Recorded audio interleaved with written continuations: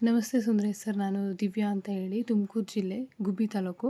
GPSTR exam ಬರೆಯುವಾಗ ನಿಮ್ಮ classes attend ಮಾಡಿದ್ದೆ.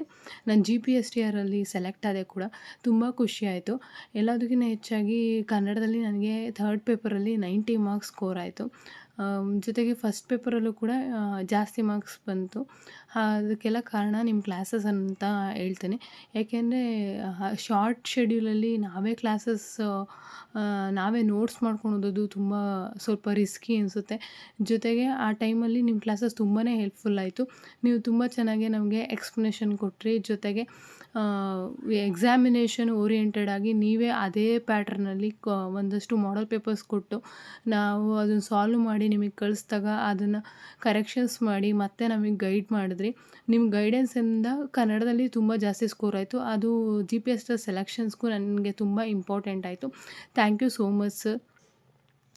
ನಿಮ್ಮ ಕನ್ನಡ ಕ್ಲಾಸು ಅದ್ರ ಜೊತೆಗೆ ಎಷ್ಟು ಡೀಪಾಗಿ ಹೇಳ್ಕೊಟ್ರಿ ಅಂದರೆ, ಕನ್ನಡ ವರ್ಣಮಾಲೆಯಿಂದ ಹಿಡಿದು ಪ್ರತಿಯೊಂದು ಗ್ರಾಮರ್ ಪಾಯಿಂಟ್ಸ್‌ನ ತುಂಬ ಚೆನ್ನಾಗಿ ಕವರ್ ಮಾಡಿದ್ರಿ.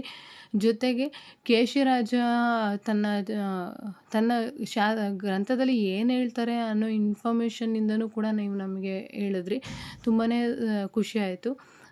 ಜೊತೆಗೆ ಥರ್ಡ್ ಪೇಪರಲ್ಲಿ ಗಾದೆ ವಿಸ್ತರಿಸೋದಾಗಿರ್ಬೋದು, ಒಂದು ಪ್ರಬಂಧ ಬರೆಯೋದಾಗಿರ್ಬೋದು, ಒಂದು ಪತ್ರಲೇಖನ ಆಗಿರ್ಬೋದು, ಇದೆಲ್ಲ ಕಾನ್ಸೆಪ್ಟನ್ನು ನೀವು ನಮಗೆ ತುಂಬ ಚೆನ್ನಾಗಿ ಗೈಡ್ ಮಾಡಿದ್ರಿ.